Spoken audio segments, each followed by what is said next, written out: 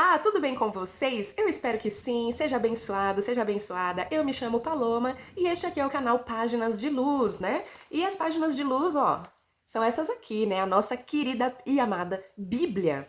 E nós estamos lendo aqui o livro de Êxodo, né? Aqui é um canal onde eu faço leituras bíblicas. A minha pretensão é ir de Gênesis a Apocalipse e nós estamos nesse exato momento no livro de Êxodo. E eu quero convidar você a ficar à vontade como eu. Hum. Ai, é um chazinho, me embolei, até me embolei. Pega um chazinho.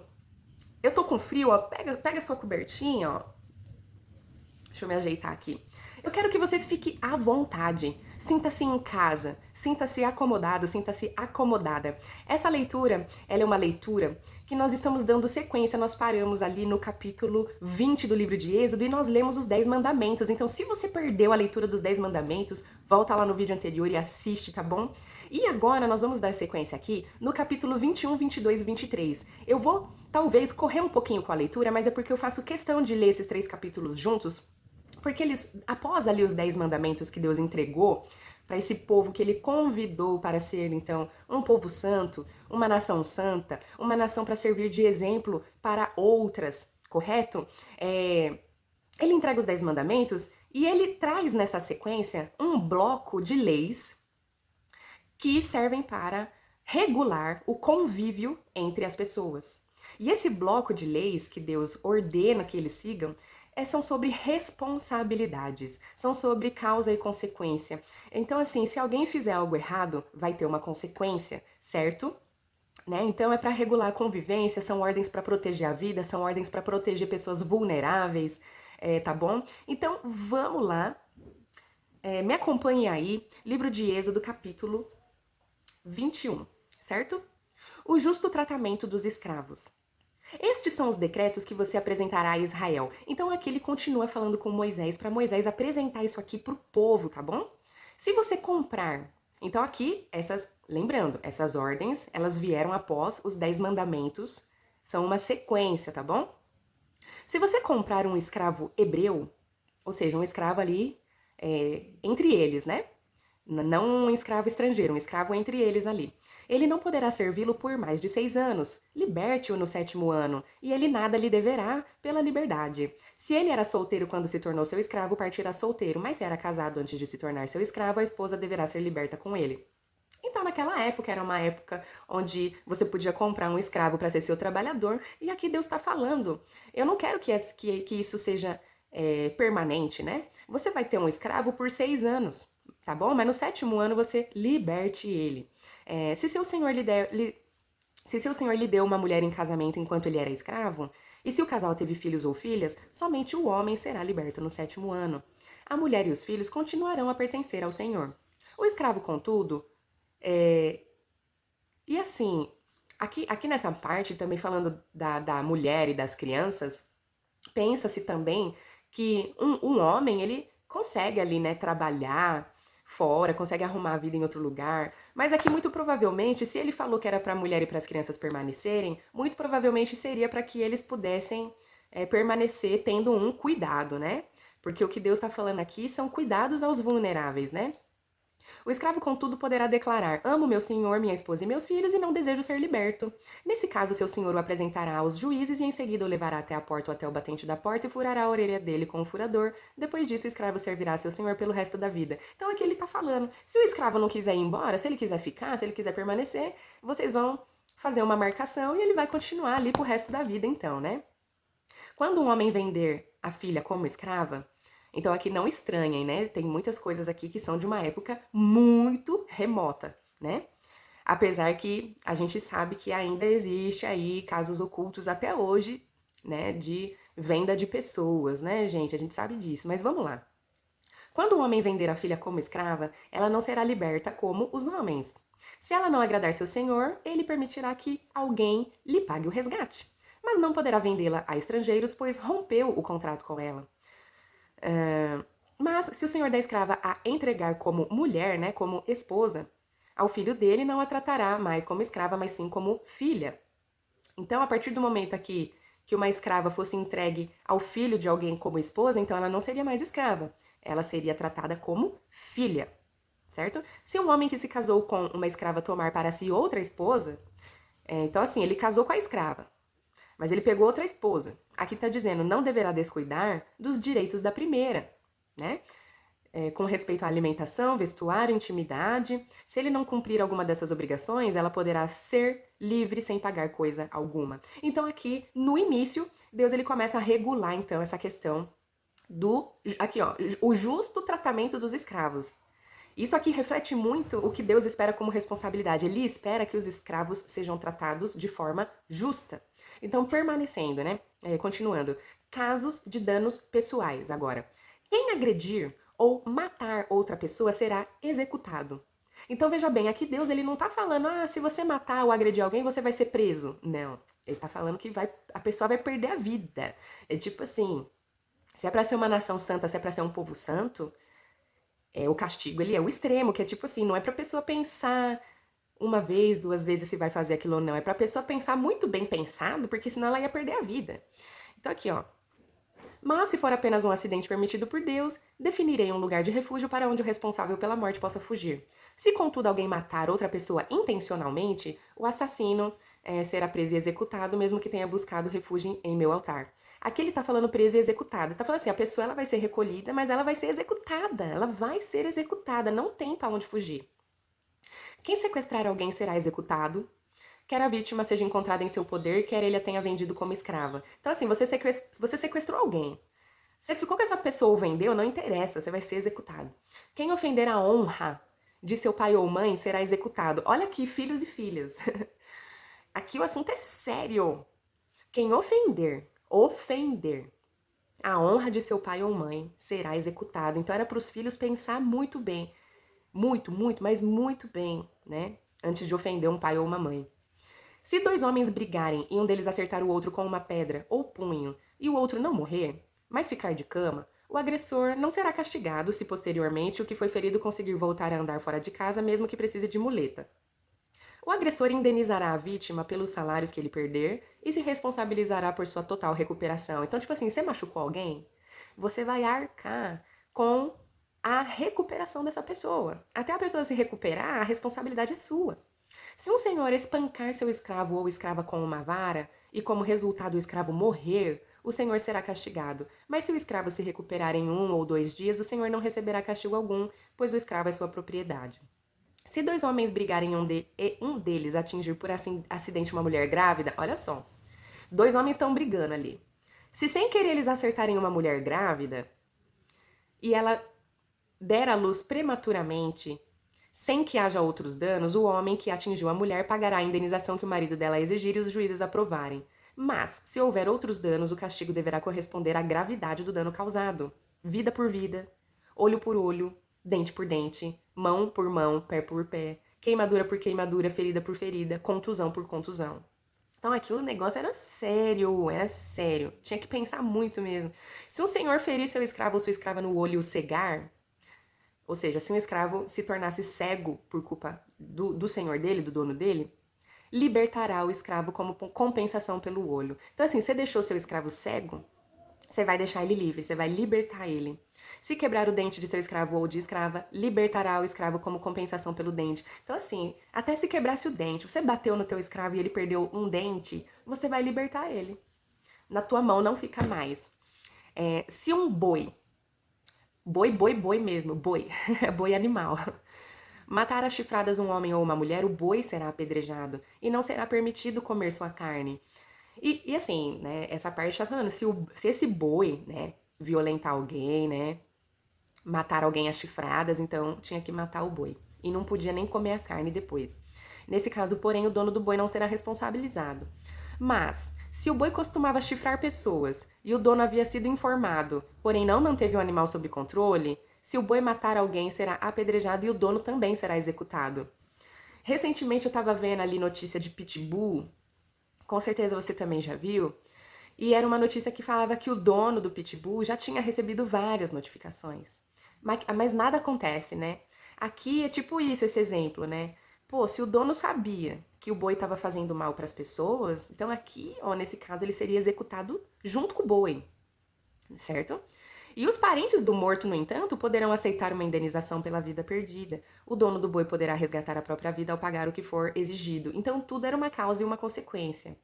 A mesma lei se aplica se o boi chifrar um menino ou uma menina, mas se o boi chifrar um escravo ou escrava, o dono do boi pagará 30 moedas de prata ao senhor do escravo e o boi será apedrejado. Se alguém cavar, aqui falando agora outra coisa, se alguém cavar ou destampar um poço, indenizará totalmente o dono do animal, mas poderá ficar com o animal morto.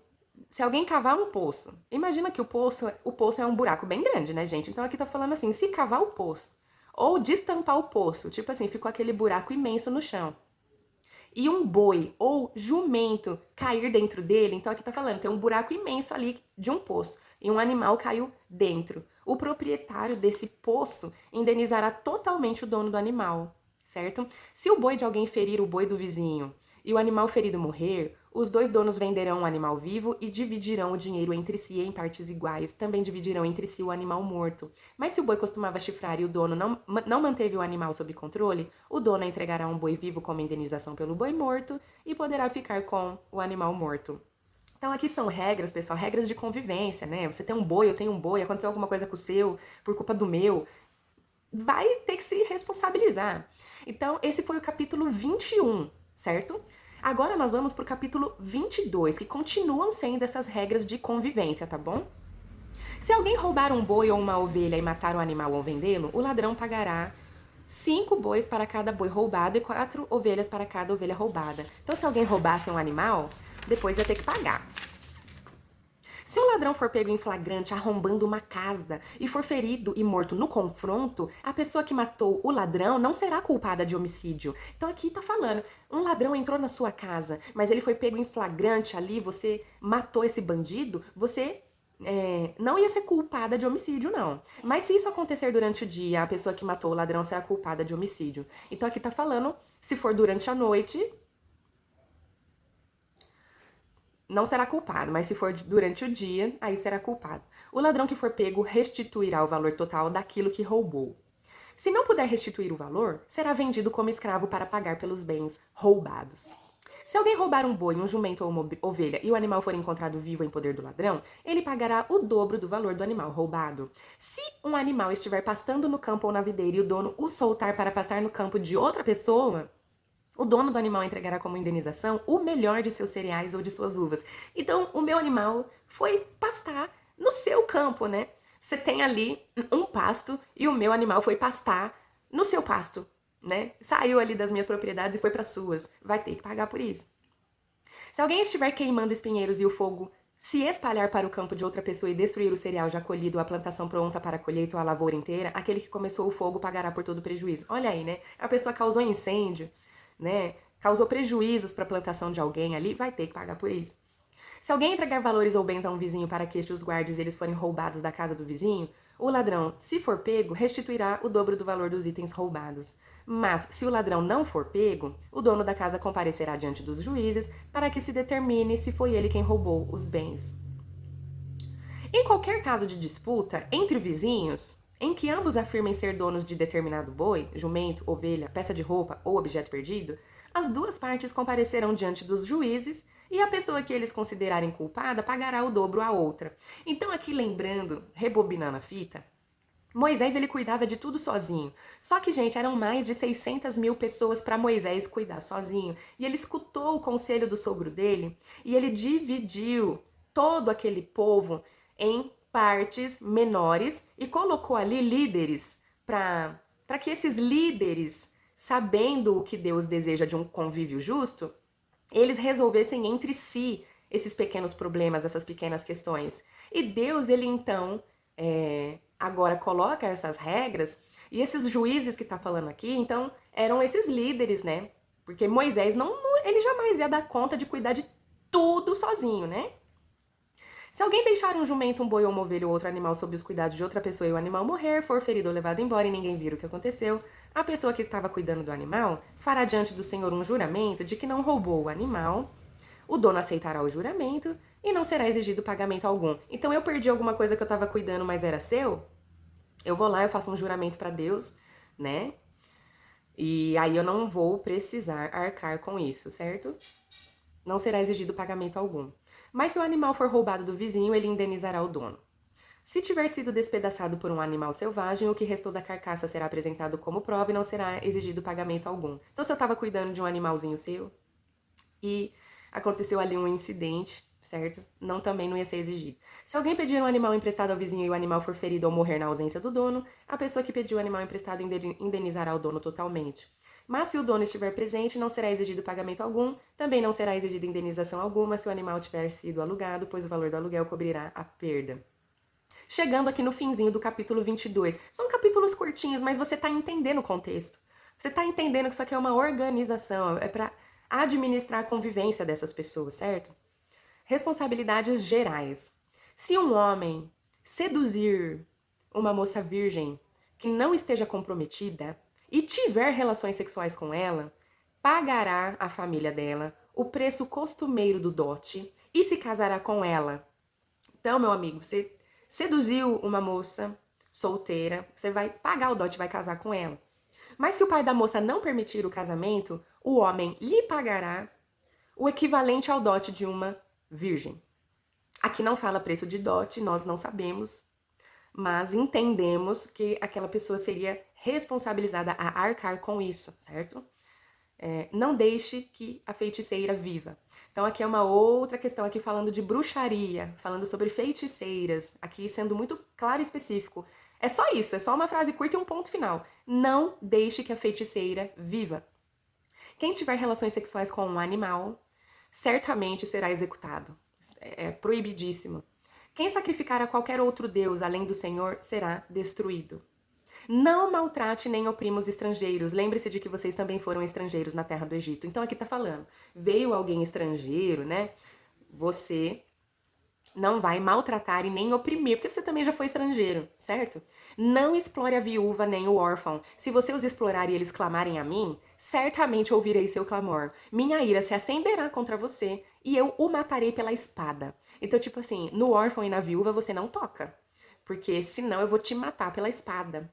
Né? Seria castigo divino, né? Não seria nem aqui, não tá falando nem que seria execução de uma pessoa com a outra, seria a mão do próprio Deus sobre aquela pessoa. Então sua esposa ficará viúva e seus filhos ficarão órfãos, né?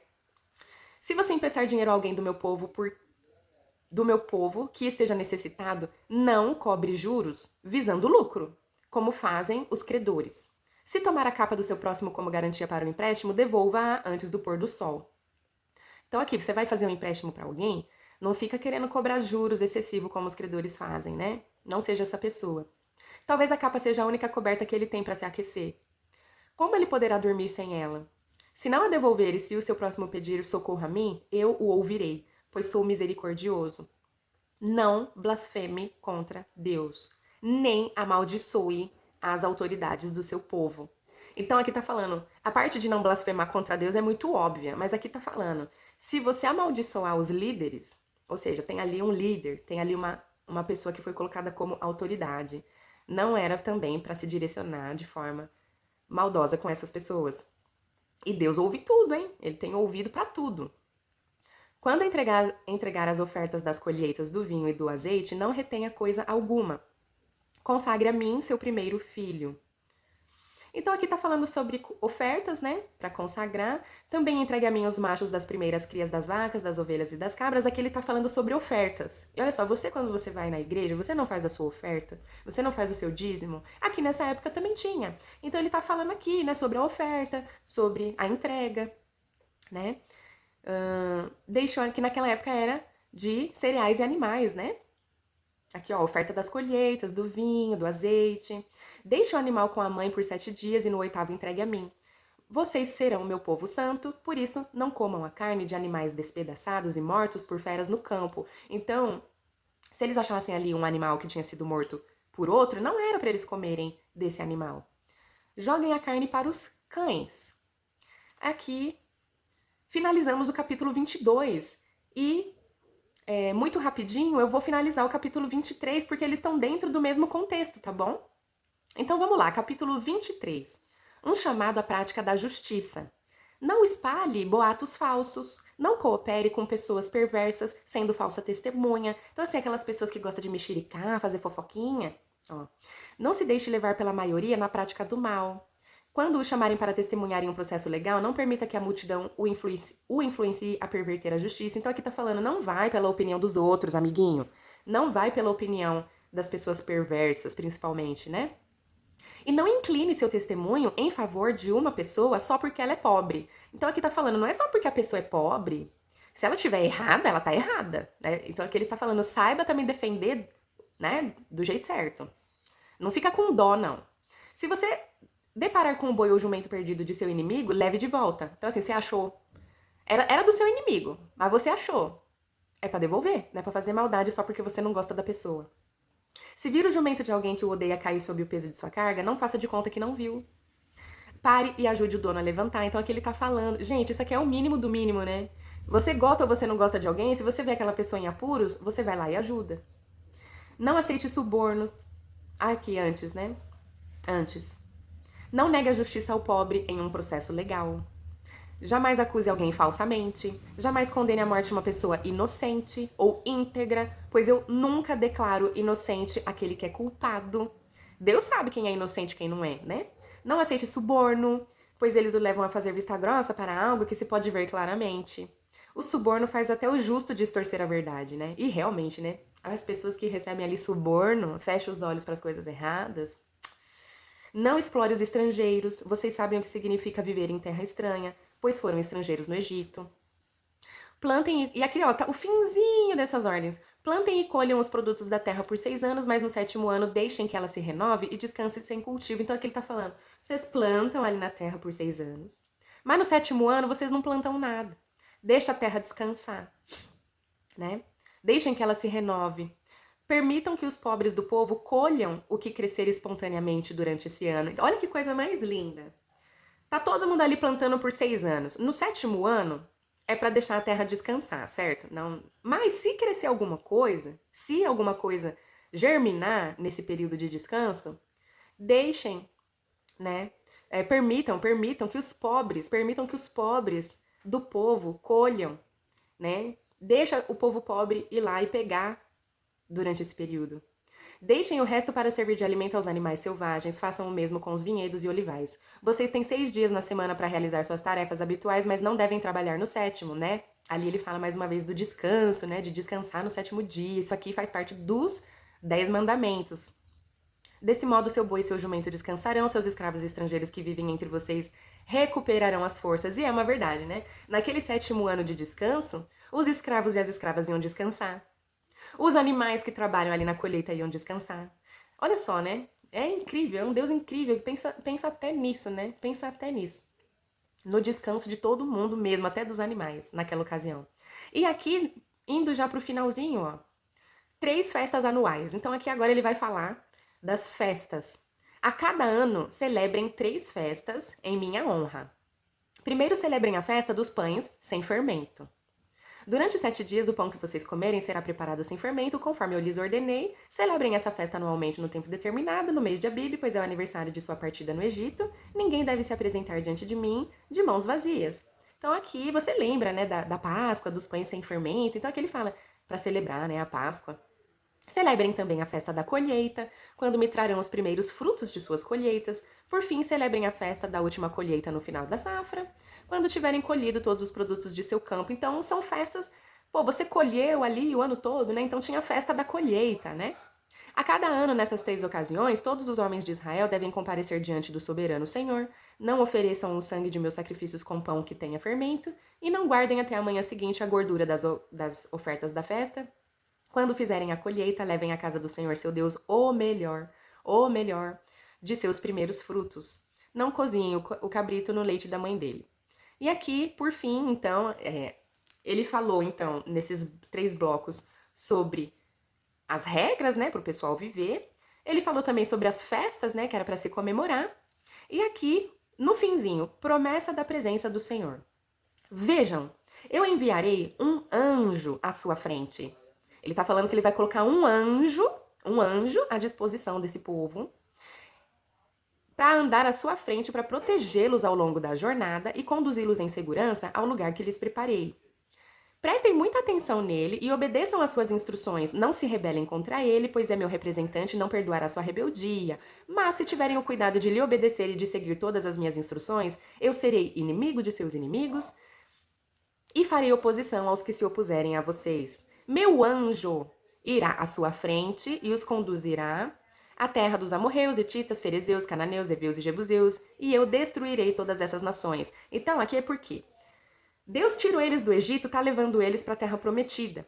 Essa terra prometida já era habitada. Tanto que ele fala: olha, onde eu estou levando vocês, eu vou entregar aquele povo que tá lá, que é um povo maldoso, na mão de vocês.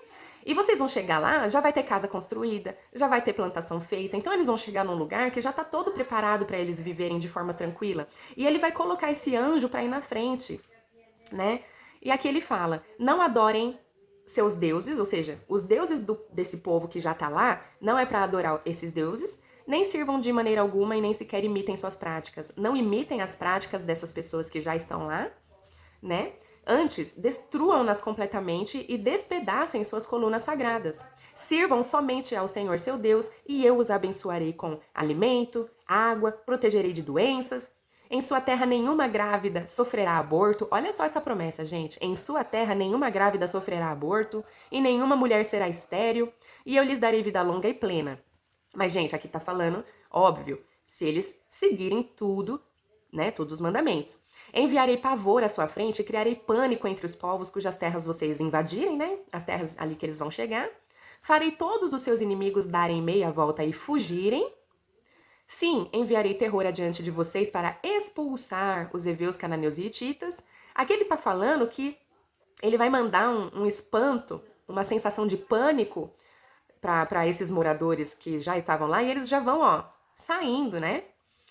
Saindo previamente ali, ó. Mas não os expulsarei num só ano. Eu não vou expulsar de uma vez só, ele tá falando, pois a terra ficaria deserta e os animais se multiplicariam e se tornariam uma ameaça para vocês.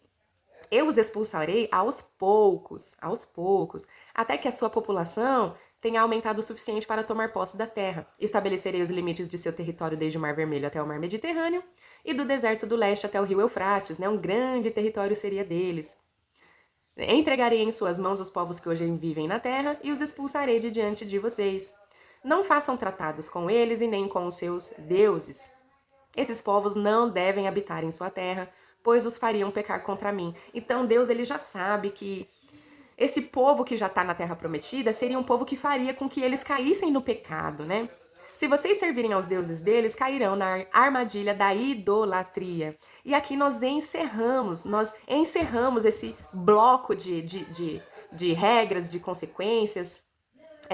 E nós vamos refletir então rapidinho. Esse vídeo ele ficou um pouco mais extenso, mas eu achei muito necessário, porque como nós lemos os 10 mandamentos, e essas regras são regras ali de convívio, então é como se fosse um combo, né? Os 10 mandamentos, mais essas regras que Deus ali colocou para esse povo, né? Para eles irem seguindo durante a jornada, né? E principalmente depois que eles chegassem lá também. Então, olha só que interessante, o quanto que a nossa fé em Deus espelha o nosso comportamento, né? Porque se a gente tem realmente uma fé em Deus e a gente entende que o nosso comportamento perante o nosso próximo é importante, poxa vida, a gente não vai nem querer cometer coisas erradas, né? A gente não vai querer fazer essas coisas erradas. Então, se a gente tem fé em Deus, a gente tem que parar, pensar, colocar a mão na consciência. Olha só que hoje nós vivemos aqui livremente, mas a gente tem que viver com responsabilidade. Sabendo que tem que ajudar quem precisa ajudar. Sabendo que se a gente fizer algo errado, a gente tem que reverter isso de alguma forma, né? Se a gente machucar alguém, a gente tem que ir lá e dar um suporte. A gente tem que se responsabilizar, né? Então, aqui esse vídeo, ele deixa muito claro isso, né? E a causa e consequência também. A gente sempre pensar, poxa vida, o que eu fizer vai ter uma consequência, né? E a consequência pior, meus amigos, não é nem ser preso e talvez nem ser morto, mas é sair debaixo das asas de Deus. Entenda muito isso. Porque se nós somos uma pessoa completamente desobediente, completamente irresponsável, você pode ter certeza que nós vamos sair debaixo da asa de Deus. E não queira isso. Não queira. Porque aqui Deus no final ele deixa claro, né? Olha, eu tô colocando um anjo pra ir na sua frente, eu tô colocando um anjo pra te proteger, pra ir na tua frente, eu tô sempre na tua frente, eu tô vendo o teu caminho, eu tô escutando, eu tô ouvindo, eu tô te protegendo, eu tô te guiando. Mas, meus amigos, realmente, se você fica falando mal do outro, fica cometendo injustiça, fica cometendo erro grave aí, e você sair debaixo da asa de Deus, realmente, aí vai sofrer, mas vai sofrer mesmo, né? E aqui ele fala muito sobre nós ignorarmos o sofrimento do outro. Então Deus, em toda essa passagem, ele principalmente ele quer zelar pelo outro, ele quer zelar pelo próximo. Tanto que os 10 mandamentos, nós já falamos sobre isso no outro vídeo. A maioria, os três primeiros mandamentos ali são para você se reportar a Deus, mas todos os outros 7 são sobre como tratar o teu próximo. Então Deus ele quer muito que você trate o seu próximo com amor, com bondade, com zelo, com carinho, com responsabilidade, né? Sobre as festas, né? Sobre as festas anuais, que realmente até hoje nós comemoramos as festas, né? É um momento de celebração, é um momento ali de recordar o que Deus fez. É muito importante também a gente celebrar essas festas anuais, né? E é isso, Senhor. Que o anjo do Senhor esteja à tua frente, né? Que Deus ele coloque, ele acampe os seus anjos aí na tua vida, na vida da tua família, na vida das pessoas que você ama, tá bom? Eu desejo isso, eu desejo que Deus te coloque sob a proteção dele, porque com certeza, meus amigos, não há lugar melhor do que estar sob a proteção de Deus. Ele te protege de coisas que você vê, de coisas que você não vê, de inimigos que você nem sabe, certo? Então, ó, um beijão pra vocês, obrigado por me acompanhar e até o próximo.